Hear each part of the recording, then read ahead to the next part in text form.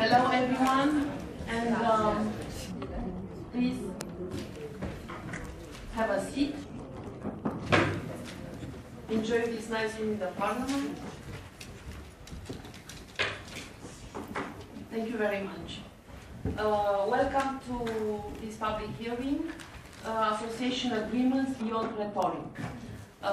What we want to say by this title is that, yes, there is rhetoric in the governments of the two countries, in Ukraine and in Moldova, and we want them to act, and to act to the benefit of the people, and to apply, to enforce the association agreement.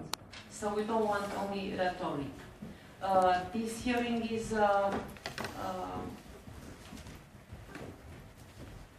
trying to help the two governments to go ahead for the citizens and to do the reforms needed and expected by the citizens. I mention this because some officials were worried about this title. It was like we have something with the governments. We want the governments of the two countries to enforce these association agreements and again the reforms. And to whom you listen most? To the people. So here in the room we have journalists from Moldova, Ukraine, and from Romania. And we have also non-government organizations from Ukraine and Moldova. And as we all know, non-government organizations' role is to identify the wrongs and to criticize until the redress is done by the government. So all this, once again, is because we want Moldova and Ukraine to stay on the European path and to come closer as soon as possible. This hearing is organized is co-organized with Expert Forum. So Lidioniza and Otilia, she's there, represent Expert Forum Association. They have projects in both countries and they work with you in Moldova and in Ukraine. And I will give him the floor as the co-organizer. Thank you, Monica. So I'm Sorin Ionuță. We are a small think tank based in Bucharest, Expert Forum, and we have interest in various policy areas, but of course one of them is rule of law, the other is energy, and both are topics about which we will discuss today. We do local development, we do mass media, and we have an interest in working with countries around Romania. So we have programs now together with colleagues from Bulgaria and ex-Yugoslavia, many countries, but we have a very deep interest in Moldova and Ukraine actually, because as Romanians we feel that Moldova and Ukraine are important for the region, and we don't want to see a gray zone there or instability. We want two strong and stable countries in that area. And my last point in this brief introduction is that I've never been in government. In my government, I'm a civil society person, and I believe that one way to stabilize those countries and have success in terms of good government is to work beyond the radars of the governments, directly civil society to civil society. So we must find ways to engage with citizens across borders in civil society programs, in media-to-media programs, and so on and so forth, because most problems that we have in our countries are common, actually. We share most of the problems, and the more you work, the more you realize how alike we are. And the solutions should be also common. It doesn't matter very much when we speak about energy, for example, in Eastern Europe, whether we are a EU member country or not yet a EU member country. The problems are similar, and there should be, a big common framework for addressing problems. Thank you, Monica, for gracefully organizing this hearing in the Parliament, and I think now we should start to speak about the real content of it. Thank you. Thank you, Sorin. Just two administrative announcements. You all know this is not translated, it's only in English. At the same time, it's web streamed, so we'll have all the film, all the video and audio of the hearing for those who would like to have it. At have now the pleasure to give the floor to Dirk Schuber, Head of the Division for Bilateral Relations with the Eastern Partnership countries in the European External Action Service. And the name of your presentation is Challenges to Association Agreements, Implementation and Way Ahead. I have to say that we know each other for a long time, for many years, because Dirk was the head of the ambassador of the EU representation in Chisinau, as all the Moldavian guests probably already recognized you. Please. Many thanks, Monica, Ms. Makovey. Thank you very much for the invitation to speak at this event, which once again comes, of course, extremely timely. I'm indeed very glad to see many known faces here when I look around, both from Moldova and also from Ukraine, where I was before that. And so the two countries that are closest to my heart, obviously, I'm very glad to tackle a little bit with regard to our biggest challenge, namely how to make the association agreements for both work. This week, perhaps, I think you know that we have had many visitors, or will have many visitors from both Moldova and Ukraine. Tomorrow the Ukrainian Prime Minister is coming, Mr. Groisman. We had Ivana Klimpush-Tsintsatse, Deputy Prime Minister here. She's still here, I think, earlier this week. And of course we had the new Moldovan President, Mr. Dodon, here yesterday. I think you have seen what he had to say in the media all over the place. Coming to the topic, to the association agreement, which indeed was also part of the discussions that we have had both with Ivana Klimpush but also with Mr. Dodon. Obviously, the starting point was the same, namely both were signed in 2014, but both are now at a different state, of course, as we all know. The association agreement with the Republic of Moldova entered into force, as you know, in July last year. On the other hand, the association agreement with Ukraine is still under provisional application in parts, pending the ratification of the Netherlands. You will have seen the agreement that was reached by the heads of state and government at the European Council meeting in December, and we obviously are now all hope and pray for an early ratification so that finally Ukraine can fully apply, that we can together fully apply and take and use the advantages of the association agreement between us. These association agreements are about political association, as you know, but also about economic integration. With these, the Republic of Moldova and also Ukraine have committed to further ensure the respect of our shared values of democracy, human rights and rule of law, as well as to approximate with EU norms and standards with a view to the creation of a deep and comprehensive free trade areas. Today, obviously, the implementation of both agreements faces a number of challenges. These have been rightly identified by the organizers of this conference, and they figure, in fact, prominently on the agenda. First, corruption. Second, rule of law and human rights. And third, the need to strengthen state capacities. Let's start with corruption.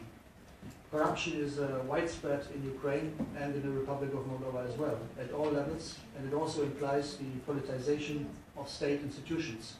Vested interests represent a severe hindrance to reforms, which are indeed a key component of our association agreements. But let me look also at some positive developments that we are seeing.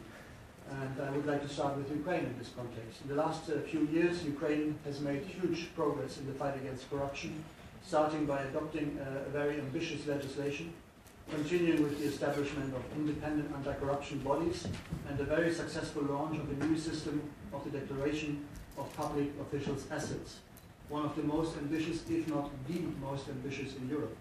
And I'm still surprised if you read the figures that are circulating that some of the officials have named as having in cash at their homes. And we all hope that there will be an appropriate follow-up to this. We stand beside our Ukrainian partners in this important fight, including through our recently launched EU anti-corruption initiative, which is headed by Eka Chekudashvili, which is the former Georgian Justice and Foreign Minister who knows what she's talking about, because she has done the same job in Georgia. On Moldova, you remember the EU Council conclusions of February last year, February 2016, where the Moldovan government and parliament prepared a roadmap for priority actions for reform, and there anti-corruption was addressed especially through the legislative package on integrity. Still, we believe it is now high time to faithfully implement that agreement. Further efforts are also necessary. First, to allow the proper functioning of anti-corruption integrity bodies. And maybe it's worthwhile to having a look in Ukraine for some, in Moldova, because some of these things are really good that have been done. B, to adopt legislation which is still pending and needed, such as, for instance, on the specialized anti-corruption prosecutor, on a proportional dissuasive sanction system for corruption, and last but not least, on limiting immunities. Also, let me mention as well the importance of ensuring quality of the reforms adopted and not backtracking on commitments that have already been made. I am referring here in particular to the adoption and first reading of the laws on fiscal amnesty and capital stimulation, which would undermine all the reforms on integrity which were adopted in the last spring. A key assumption for the implementation of our association agreements is that the rule of law and fundamental freedoms are respected. Even when talking about technical legal approximation and economic integration, the commitments foreseen in agreements cannot be fulfilled without this fundamental basis. Legal certainty depends on the enforcement of legislation and policies by the prosecution, the justice sector, and police forces. This is, of course, extremely important to ensure to respect for fundamental rights and freedoms of Moldovan, Ukrainian, but also EU citizens. All of this is not less crucial to improve the business climate, thus increasing foreign investment, which ultimately creates growth and jobs. Here again, crucial steps have been taken by Ukraine in the past year to cleansing the ranks, if I may call it like this. The constitutional reform on judiciary has entered into force. A national police has been created. Here again, the EU is playing a very active role, using all instruments at its disposition in a comprehensive manner. We have an EU advisory mission for the civilian security sector reform, EU-AM, some of you will know that. We have the instrument contributing to stability and peace, which provides support, and we have, of course, the European Labour Investment Instrument Funds, on which my colleague Lawrence Meredith will speak soon. When turning to Moldova, I would like to start with mentioning the situation with the media sector, where concentration of media ownership of the advertising market and media polarization have not been addressed. As for justice, in spite of reforms, we have not yet seen a change going in the direction of creating an independent and trusted judicial system. This has a heavy impact on citizens, but also on businesses. Let us not forget that the association agreement is about creating a safe business environment, attracting EU investments. As a consequence, we have seen rather weak state institutions when it comes to designing, implementing, and monitoring reform policies. What can we do about it? Well, we would like to provide advice on first, reforming the public administration to create a professional, service-oriented civil service, which is crucial. Also to decentralize powers and resources to regional and local authorities with a view to enhancing the involvement of the citizens is crucially important. And last but certainly not least, to empower civil society to further to create a space for dialogue and exchange on policy making. Here again, Ukraine has made impressive progress in all these fields. The recruitment of new civil servants according to European standards has started in line with Ukraine's strategy for reforming the public administration. The EU provides a substantial support to that reform through technical expertise and finance. €104 million program adopted in 2016. I see Frank Paul sitting over there, who's the man who's helping to implement this program. Decentralization has also started with fiscal empowerment, leaving larger share of taxes collected on the spot to the communities and not bringing them back to the central authorities. And the creation of 366 amalgamated local communities. Here again, the EU is in the lead of international efforts with our program stemming from 2015. Civil society organizations have always been professional and active. They contribute to the implementation of EU programs with their important expertise. As regards the Republic of Moldova, a public administration reform has just started to be implemented, so it is rather soon to assess its impact. It will certainly take time and efforts, which we hope will not be hindered by anyone. The effects of economic recession, massive banking frauds, politicization of state institutions, and political instability did not help to reinforce the Moldovan statehood in the past years. We also see shortcomings as regards several regulatory bodies, for instance. To mention a sector which will be discussed later, governance of the energy sector is certainly to be improved. We passed several recommendations in this respect through the relevant frameworks as foreseen by the association agreement. I have the pleasure to chair the subcommittee on energy myself on our side, and we pass this very message in this framework. So to sum it up, the Republic of Moldova and Ukraine benefit from a comparable framework for their cooperation with the EU, which are the association agreements. Overall, the implementation of the agreements in the two countries face the same challenges. First, widespread corruption and interference of vested interests. Second, the weak state of the rule of law, hampering legal certainty in the business climate, and the lack of capacity of the state and administration to design, implement, and monitor reforms. Ukraine has made huge progress in the past years in addressing all these challenges with our support, with our massive support, I should say. Now the focus should be indeed on the implementation to make these changes irreversible. Moldova has also progressed, especially when it comes to adoption of new laws, but, as mentioned, implementation needs to follow, and the reform process should continue decisively in order to tackle key challenges such as the ones that I mentioned already: corruption, politicization, and the respect of the rule of law. The implementation of the agreements, we are sure, will bring about benefits to both countries and their citizens, and to us as well, to the EU, through increased market and exchange opportunities. Association agreements in the neighborhood are particularly significant as they can be a powerful tool to build state and societal resilience in the countries located at EU borders. Resilience, by the way, a topic for our global strategy, as you might have seen. Several challenges are still ahead of us, but we have no other chance, I think, than to continue this process, and this is the way that we propose. By the way, you can also have a look from time to Georgia, which is doing a very good job as well, and get the one or the other inspiration also from our Georgian friends. Thank you very much, and I wish you a very interesting discussion, and I'm very glad to see, as I said, so many known faces here and friends. Thank you. Thank you so much. Just a very short comment. We all know that the implementation stage is the most difficult, and it's easy to adopt legislation. Implementation is the obstacle, and here we have problems in both countries, and we need to push them, to help them, to give them support, because people will see the benefits of the EU path only when implementation takes place and results are seen.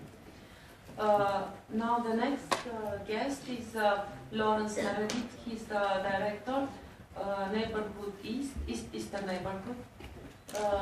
DG, that's the Director General NEAR from the European Commission. Is for everyone, it's a former enlargement DG Directorate.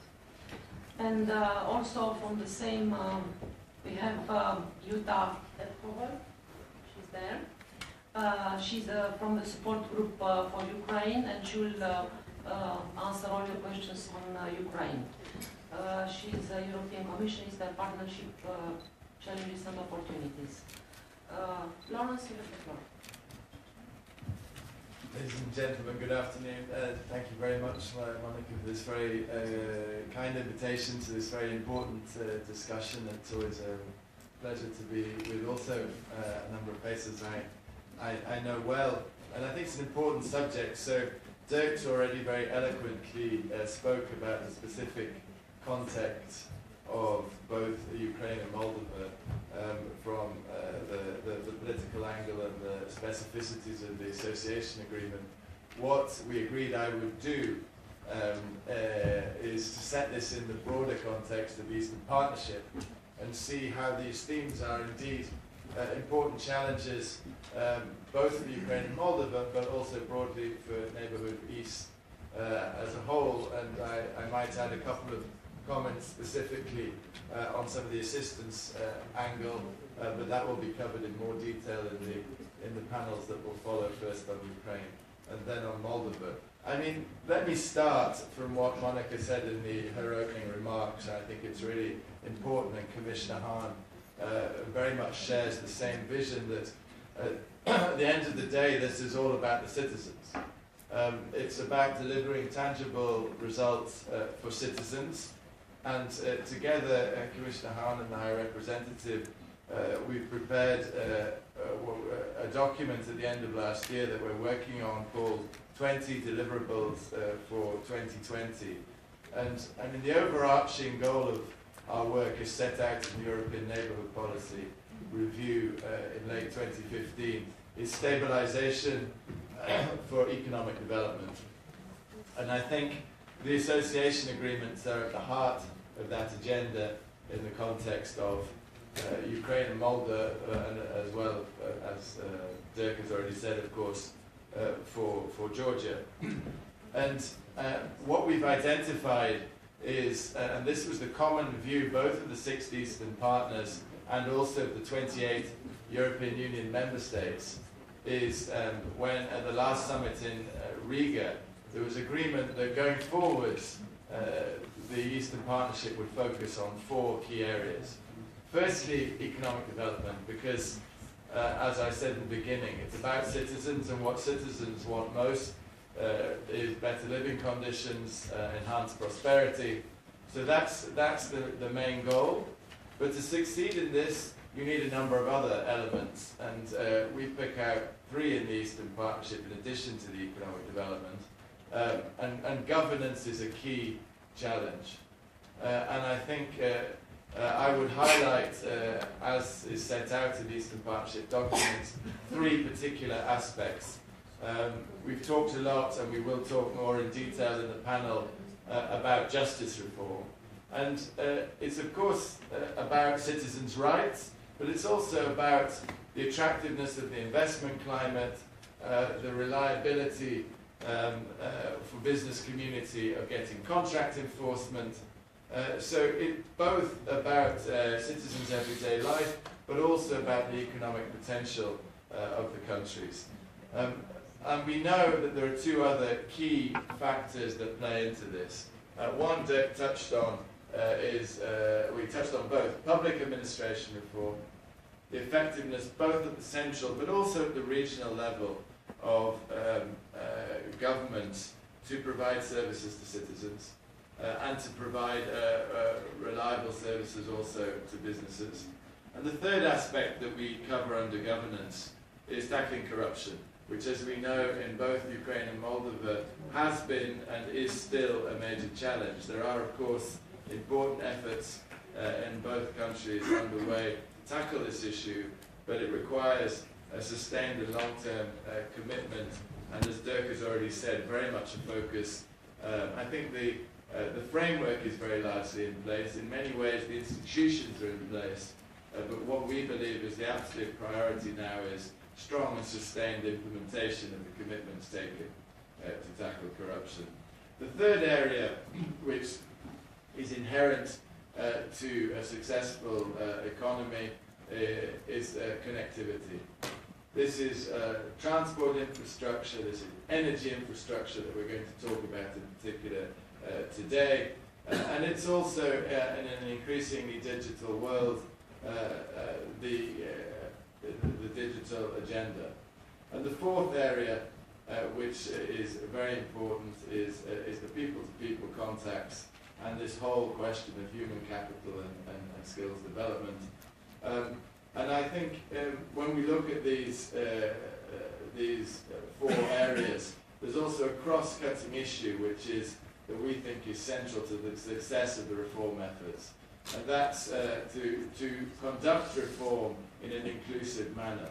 That means, of course, it's the prerogative of governments and parliaments to pass this legislation, government to implement the reforms, but to be successful it needs to involve the whole community, it needs to involve the business community, the trade unions, it needs to involve think tanks, academics, and of course civil society to make a success of reform. So I think this is a clear and coherent agenda that the Eastern partners themselves have signed up to and is strongly supported by the 28 member states. And of course, progressing on these 4 central issues and doing so in an inclusive manner with civil society is what's going to be central to the success of the specific reforms that Dirk highlighted so clearly in his intervention with reference to both Ukraine and Moldova.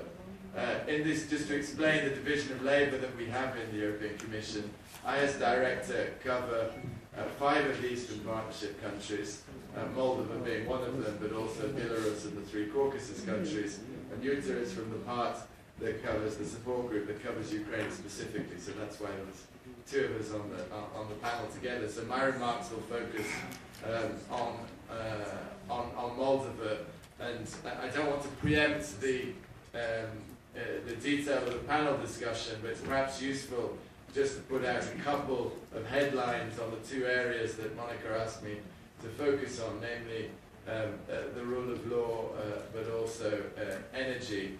And I think, you know, these are both areas where the European Commission has been and is still providing very strong support to Moldova. We offered a very substantial budget support program of 60 million euros, of which so far just under half has been dispersed because of issues that are well known, and all disbursements were on hold for over 18 months until December last year, following the crisis in the financial governance.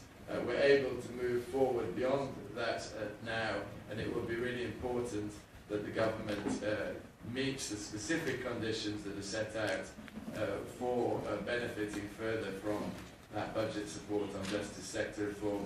That's also complemented by a substantial program of 10 million euros in technical assistance to address key issues such as supporting the pre-trial investigative setup in Moldova, to increase, and this is key both for citizens and for business, the efficiency, accountability and transparency of courts in Moldova, and also to support the enforcement, probation and rehabilitation systems.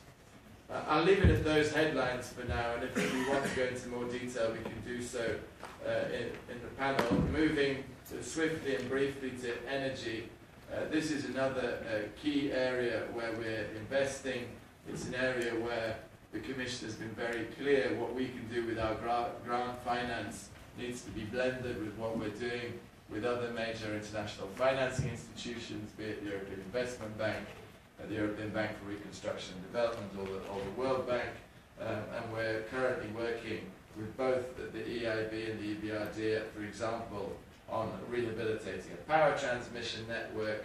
Energy efficiency is a massive issue both in Moldova, but I know also in Ukraine, and it's one of the least energy efficient regions of the world at the moment, and indeed the energy security could be substantially enhanced by meeting the average levels of energy efficiency within the European Union. We have a number of programs that are targeting this issue, both at the central but also more importantly in many ways at the municipal level. I'm conscious there are a lot of speakers, so I shall leave it there, but I look forward together with you to take any questions you can later in the debate. Thank you. The next is my colleague and friend, Anna Maria Corazza-Bildt. She's a member of the European Parliament, and she's very much engaged in helping and supporting Ukraine these days. And I also welcome another member of the Parliament, Mr. Laszlo Tökés, who is there. Thanks for coming. Anna, you have the word. Dear Monica, thank you so much. It's a pleasure to join your event, and I really think it's unfortunately timely and very actual because we're at the crossroad. I am mainly concentrating on Ukraine because I've been serving with great passion since the beginning of the mandate in the Joint Commission, the PAC for Ukraine, but of course I'm very much following and interested also in the developments in Moldavia. And the first thing I would like to say, as both the External Action Service and the Commission friends have presented so well the status and the update on the reforms, is the context. Because we cannot talk about the association agreement without talking about the new situation between, let's say, Putin and Trump. And we have seen that they have this new game-changing situation has increased bad influence both on the already bad influence of the Kremlin on Ukraine and Moldavia.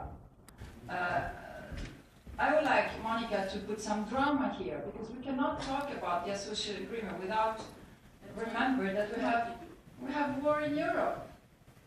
We have shelling at the moment where civilians are killed. This war has been lasting for 3 years, but after a phone call between Trump and Putin, suddenly it has resumed, or escalated to be more precise, with 21 people killed, not only soldiers, it's biological soldiers, hundreds of wounded, thousands in need of urgent evacuation. We're talking about -20, -10 temperatures in the Donetsk and Luhansk area. A major humanitarian catastrophe, infrastructure destroyed, lack of access of humanitarian aid, lack of freedom of movement for civilians, major violation of humanitarian law of the Geneva Convention, crimes, and the list is unfortunately long. How can we talk about economic reforms without talking about this part as well? And we have been with some of my colleagues in Friends of Ukraine in the Joint Commission, very vocal. Dirk and Lawrence, you know that. You heard me before. And I will continue to say that I was happy that this issue was put on the agenda of the Foreign Affairs Council last week, but it was very disappointing. It was not even a condemnation. I mean, the foreign ministers of Europe were concerned. We are condemning. And I hope that we will be able to take a strong, united, firm position, which does not mean to declare war to Russia or what this populist would like us to put in our mouth, that we are not saying. We are just saying that we have to stand up for the independence, the territorial integrity, and the rights of the people of Ukraine.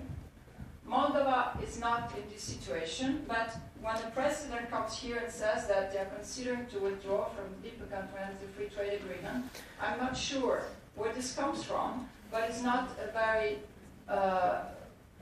encouraging sign. And I think that we really have to take all of this into account. It's an hybrid war. It's military, economic, and propaganda in Ukraine. It's propaganda throughout the entire European Union. It's economic to some of the countries that have borders with Russia, not only Ukraine. And we are all part of that and subject of that. So this situation makes it that we have a responsibility in the European Union to renew our support to the association agreement and also to clarify what it is. It is not an anti-Russian agreement. It is not an exclusive agreement. Same for the DIPA Comprehensive Trade Agreement with Moldova. It opens, of course, possibilities, more possibility, because if Moldova and Ukraine grow in free trade, they are of course free to grow in free trade with Russia, with whatever else they want to. It's not exclusive. It is not something that Europe has imposed. The Eastern Partnership has been a free choice. The association agreement has been a free choice of the people of Ukraine through their parliament, two successive governments. It is not the European Union who has found a way to turn them against Russia. Russia has behaved after we had reached out over the years to include them in our community from the economic, democratic, political means. They have decided to withdraw and break international law. It takes two to tango. So we have a humanitarian catastrophe and a migration crisis which is forgotten. There are more refugees and displaced people coming out of Ukraine or within Ukraine than in the Mediterranean at the moment. It does not diminish the crisis we have in the Mediterranean, but Europe has to be able to deal with several crises at the same time. We have to be multitasking. The External Action Service, the Commission, the Parliament, we have a responsibility and a duty at the moment to stand firm. We have seen it after Georgia, what happened with Ukraine. Putin tests the ground with Trump. What should Europe do? Let them test the ground and see that Europe is doing nothing? Or should we show that we have learned the lesson of Georgia and Ukraine? So coming to the association agreement, I think that what Dirk has already described and Lawrence is very good. My main concern is that we are here also to take into account and respond to the people's will expressed during the Revolution of Dignity. And I have rarely seen such a vibrant, dynamic, active, empowered civil society as in Ukraine. I'm sorry for Moldova, I cannot say because I don't know it as well. So I will only talk about Ukraine only because I know it better. I have been visiting Ukraine regularly. I have been not going only to Kiev. I've been observer in the elections, in 3 elections in Ukraine. I have met amazing, amazing young people that are really thirsty of democracy, rule of law, and a European perspective. By the way, I should have also clarified, Monica, that the association agreement is not a fast track for membership. It's written nowhere. This is part of the propaganda that we are giving membership to Ukraine via the association agreement. Maybe, maybe not, but it's not written anywhere at the moment. And the revolution of dignity was a revolution for transparency, for the rule of law, for democracy, and anti-corruption. And of course, from that point of view, yes, you said it, Lawrence, we need to support Ukraine to give much more tangible results, to show to the people that there are benefits after years and years and years. And I really praise the Commission, the External Action Service, for all the support group, all the technical assistance, all the advice, all the well-managed resources, but it's not enough.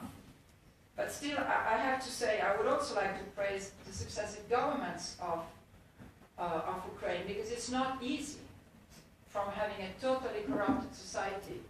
And we have similar problems, maybe not to the same extent. We've gone through it in many European countries. We have, no one here can, throw the first stone without looking first in our own cupboard. I think that the anti-corruption institutions that are now up and running have been a major game changer. The electronic declaration of tax files from officials have been a game changer. The liberalization of the energy sector, which has basically cut one of the biggest sources of corruption and diminished the reliance from the dependence from Russia, among others, has been absolutely major reforms. All the others I'm not going to repeat because you have already said them much better than I have. At the moment, to conclude, I think that we have to get it right with the Netherlands ratification of the association agreement. That's really one of the political issues that is still on the table. We have to grant the visa liberalization because Ukraine has fulfilled the roadmap and we cannot have double standards.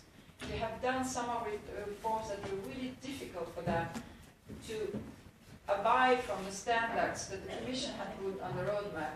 And we cannot give visa to countries that have very, very, very, very low standards of democratic development and respect for fundamental rights and rule of law, and not to Ukraine politicizing the roadmap. And I think we have to stand strong behind the sanctions, which is also not granted, because these are preconditions to really fully implement the association agreement in a way that gives dividends to the people of Ukraine. Thank you.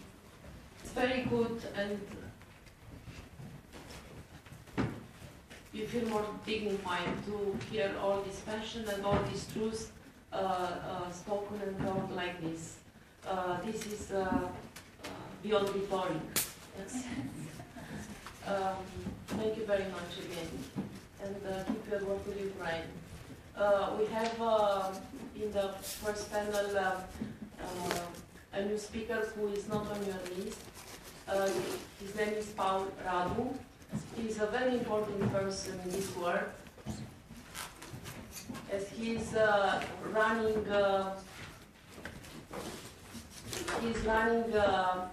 investigative journalist network, not only in the Balkans, not only in Moldova, Ukraine, Romania, Georgia, and the Eastern neighborhood, but also all over the world. We brought him here from Latin America now, as he's doing, as I said, worldwide network of investigative journalists. He was also involved in Panama Papers. And as we discussed at the beginning, that media, investigative media should also cross the border, yes, follow the money across the border. I think it's very good to hear from home. Thank you very much. I think it's a very interesting and vivid talk this far. And I just want to add a bit of drama maybe to this and give you the perspective of organized crime in Moldova and Ukraine. So I run this organization that is called the Organized Crime and Corruption Reporting Project, and we talk to lots of criminals in this region.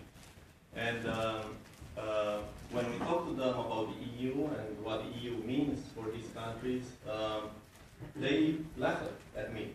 You know, they laugh at us, and that's because they see the EU as a cow to be milked. But they don't quite see the EU as a big source of revenue for them, and I'll give an explanation for this. So when you're talking about anti-corruption efforts in Moldova and Ukraine that are financed with 60 million euros, 100 million euros, this is great. But this is nothing compared to the investments of the criminals from this region, from Moldova and Ukraine, into the EU. So there's a lot more money flowing from Moldova and Ukraine into the EU than there is money going from the EU to finance anti-corruption efforts in these countries. And this creates a situation where you can work, for years and years, and you could put all your goodwill into anti-corruption efforts. And suddenly, there's a way of, black money, dirty money, like we've seen in the past 5-6 years. For instance, just one bank in Moldova laundered $20 billion US in about 3 years. We're talking about one bank. Where did all that money go? Well, it all went to Trasta Komercbanka in Latvia, in the EU. And from there, it went to lots of other EU countries. So again, you're talking about, a lack of balance there between the efforts of the EU and what the organized crime in this part of the world is capable of. They have lots more money, lots more resources. So imagine what $20 billion US can buy in a country like Moldova. Moldova's GDP is, if I'm not mistaken, around $8 billion US a year. And we're talking about, 20 billion, in money laundering. This corrupts the judiciary, politics, so law enforcement, media. I'm part of the media, and unfortunately, the people that are involved in this money laundering and in the huge thefts that take place not only in Moldova but also in Ukraine. In Ukraine, and my Ukrainian colleagues can tell you a bit more about it. There's a phenomenon called Ploshatsky. It's money laundering that benefits politicians, that benefits lots of very important people in these countries. And these same people in Moldova and Ukraine control media. So what you get from the mainstream media is very often a very skewed message. I'll just finish this by saying that the EU can do a lot more than just offering that assistance. And that is, EU should increase transparency. Transparency in ownership and transparency in property records. Because the money that I'm talking about are invested in property here in Brussels, maybe, in London, in France, in lots of these countries where, and they are completely hidden from local oversight as well as EU oversight. Thank you. I think, considering that he has a network of investigative journalists, he could be a good point of contact for you if you want more information than you have. They definitely have much more than anyone else.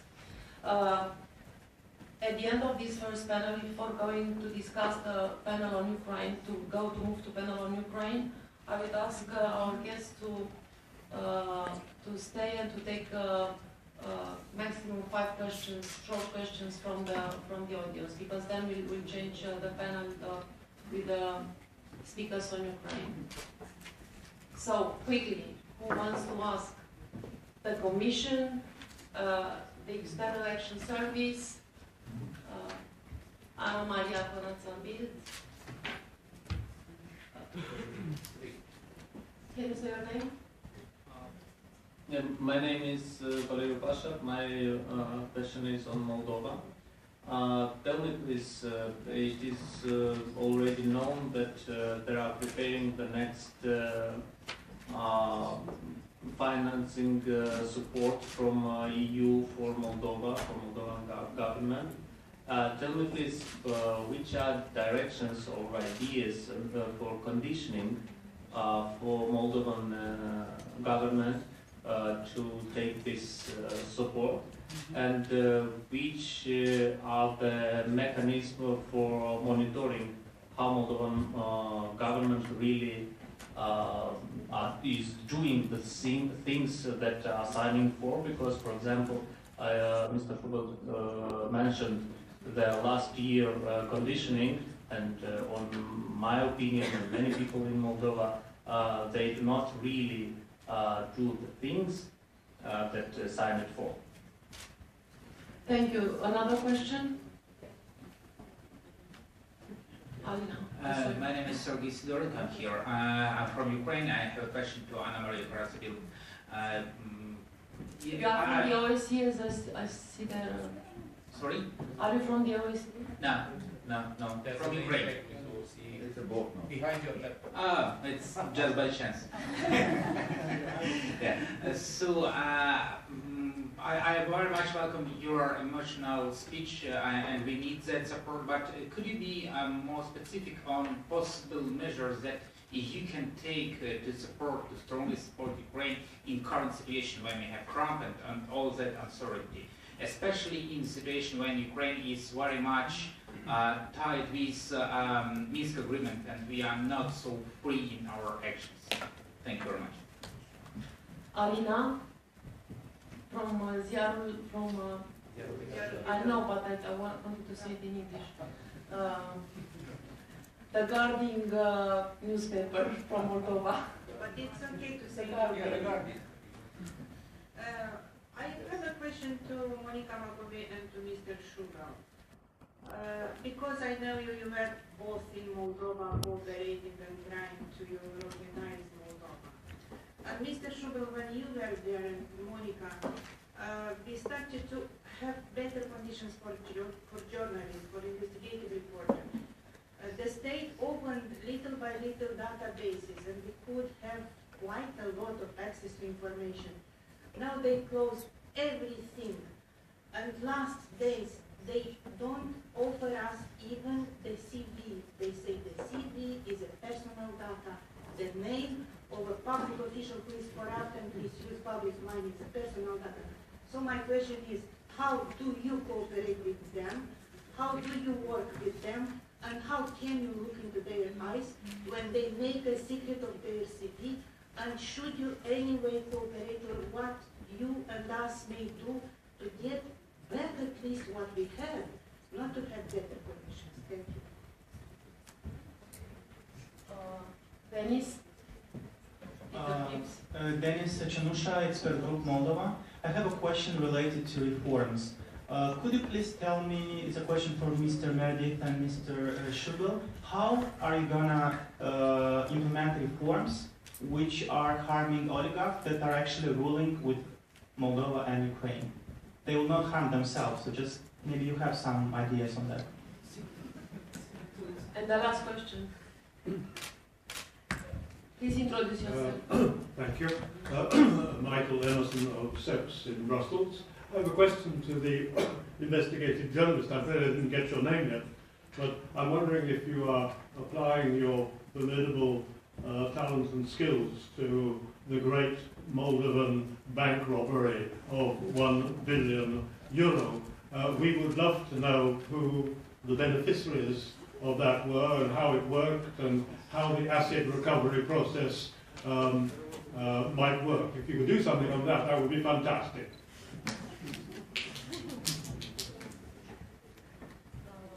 You already expect the answer, so we'll find out.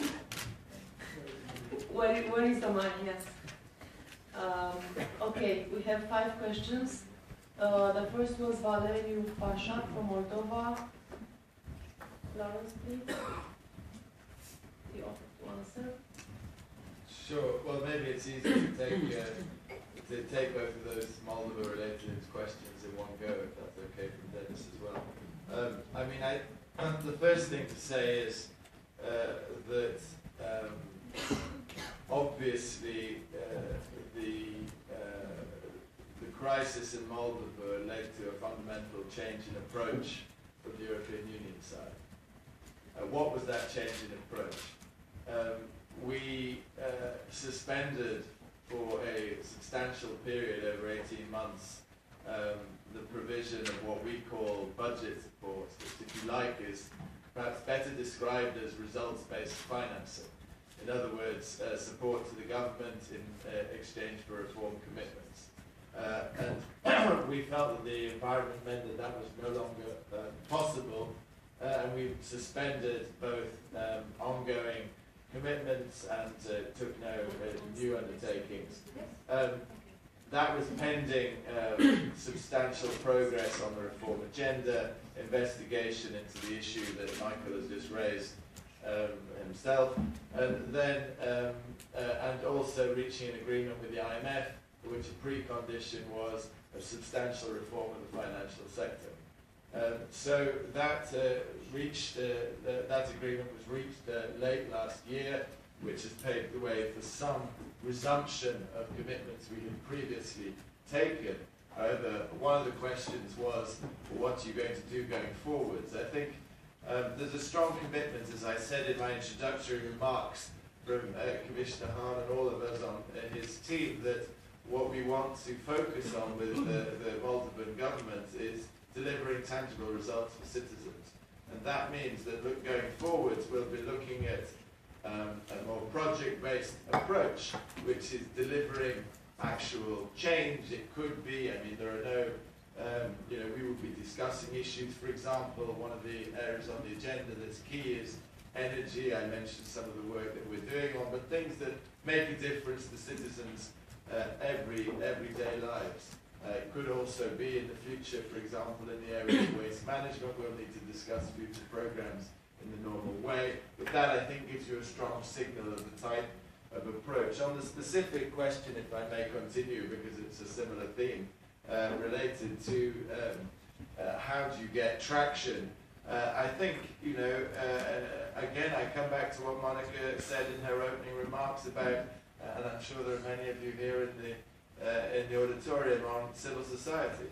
I mean, ultimately, this is Moldova's future, and the people who can best hold to account are the Moldovan citizens, and how you organize yourselves. The EU is strongly committed to providing support to that process, but it's first and foremost the responsibility of the Moldovan citizens to hold to account the government and the systems of governance and the difficulties that are currently posed.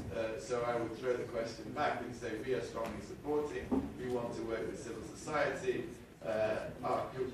We are providing rigorously conditioned support on key governance issues. I mentioned the three main areas of the justice sector, tackling corruption, and public administration reform. And we're also seeking to deliver positive outcomes for citizens, be it in the form of exchanges for youth, or be it in the form of tangible infrastructure, which could be transport, energy, or waste management. So that would be my answer. Thank you. Thank you. I will give the floor to Ana Maria Corazza-Bildt. 1 second, Maria. Ana Maria, I'd like to say something because I also come from a communist country, former communist country. Although these days I don't know what country we are. All this successful anti-corruption, it seems that it annoyed so much the politicians in Romania that they adopt legislation at night like this, and we had last Sunday 600,000 people on the street for anti-corruption, but still the politicians don't give up. What I want to say is that after so many years of communism, it's very difficult to ask the people now, all of a sudden, to understand that they have to hold accountable the politicians. It took some hundreds of years in the old democracies, yes? And people look for support from the EU institutions, like the media in Moldova. We have Dumitru Mușin, for instance, here. He's from Jurnal TV, which doesn't exist any longer because Trump didn't want it. And they made with the owner deal, and they are out of the building. And there's the other Alina from the Guardian in Chișinău said the media is all pressured by the, so you don't have the free media. The free media is its mouth is closed, forced to be closed, and the people are not yet used to take the streets and have the elections to have politicians accountable. So we need more than applying these principles which work in your country or in other countries. Please. Thank you very much for your question. What should we do? It's multifold. The first is avoid Ukraine to slip away from the top of the political agenda and become either forgotten or undermined as a too complicated issue to deal with where there's no possible solution. And, well, you don't seem to be the best friend of the Minsk Agreement or the way you put it, but to put back the political process on track with a strong political will and support from a united European Union. That's the problem we have. We are not united at the moment in our policy, neither to Russia nor to Ukraine. Unity of the European Union is number one. And then to use all our soft powers, which means we are a humanitarian superpower and we have responsibility to help, as we are doing actually very much. But even more, the humanitarian catastrophe I described before, we are an economic superpower, and we are right now actually increasing the quotas of trade, which definitely we should do. We should continue with this combined support of the External Action Service and the Commission and the support group for all the reforms.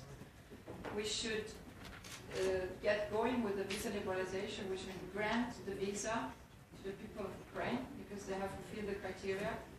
We should get the Netherlands to ratify the association agreement because it's a commitment that we have taken, we have to deliver it. And we have to combat impunity by continuing to support the civil society, these amazing, brave people who are risking their life going in Luhansk and Donetsk, or in Crimea, without forgetting Crimea, and investigate. And the message has to be in this parliament. We have open public debates with the Human Rights Committee and the Joint Commission for Ukraine. Open public debate, that's our strength. Where people were publicly talking about the results of the investigations, and it's not enough. We don't want to be, and we're not the tribunal, but we want to make it very clear that in Europe, crimes, the year 2016-17, cannot be allowed without having an individual responsibility for them at some point when possible in the future. And then we should protest very strongly with our American friends the lifting of the sanctions for technological sales to the Russian security forces. We should link up, communicate, have a dialogue, constructive work with all our friends in Congress who have a similar line and who don't necessarily share the line of the new president, to join forces, to keep on track. Americans are not our enemies because they change administration. They are friends like before.